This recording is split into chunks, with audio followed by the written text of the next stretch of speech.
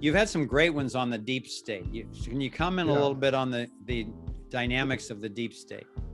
Well, the they is at the very, very top, maybe 500 people are controlling what, 700 or 7 billion people. Yeah. So it's a hydra sort of, but it can't be boiled down to one or two people. It's the same people. If you want to know who they is, who attends Davos, who goes to the Bilderberg meetings, who are in Bohemian Grove, that's the they. Yeah. And they don't want you to know who the they is. They want, and if you try, and if you get in close to the target, you start getting attacked, you start getting called names, and they have a protective coating which you're not supposed to pierce. Well, I'm going to go ahead and keep piercing it. I'm an old man. I have nothing to lose, so I'm just going to keep doing it. And that's where I am too. If people our age don't speak up about this, who's going to? We don't have as much to lose as the young folks.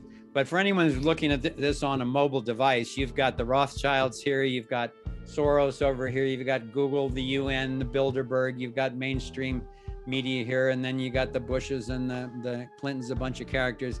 And in this particular case, they're going after Trump, because whatever you think of Trump's personality and this and that, the evidence is very clear that he was taking a stand against the deep state like no president, maybe ever, but at least since Andrew Jackson in my research. Yeah, and Trump had a picture of or a painting, or was it a bust? I think it was a bust on his desk of Andrew Jackson, and and even though Andrew Jackson was our first Democrat president, Andrew Jackson represented a rebellious sort who was against the Federalist, who had nailed down positions of power in Washington, D.C. It was the same thing. Boy, all the people who held the power back in the 1830s, they despised Jackson. They could not stand him. He was an outsider.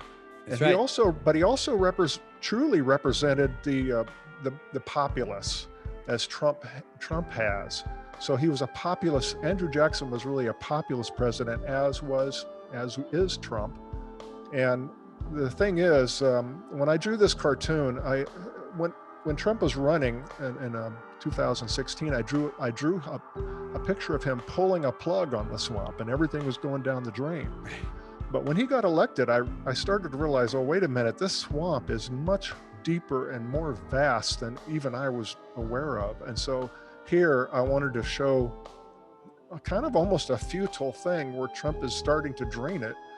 But boy, it's going to take a long time, because this swamp got established through decades of negligence by Americans who would vote for either of those legs that were actually all part of the same deep state monster. And so you mentioned to illustrate how dangerous and how big and vast this swamp really is. Yeah.